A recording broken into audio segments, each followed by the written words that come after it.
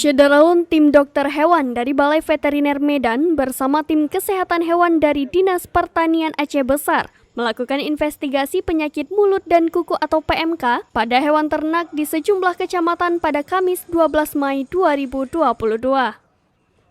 Tim melakukan pengambilan sampel darah dan lendir hidung pada puluhan sapi milik peternak yang diduga mengalami gejala PMK. Hasil sampel dari ternak akan keluar beberapa hari kemudian. Namun, masyarakat diminta tetap waspada terhadap virus hewan tersebut untuk melakukan pencegahan dengan menjaga kebersihan lingkungan dan kesehatan hewan ternak. Kendati tak ada kasus, tim pertanian Aceh Besar akan melakukan investigasi secara periodik. Mereka juga meminta peternak untuk segera melapor apabila terjadi PMK dan segala jenis penyakit ternak lainnya.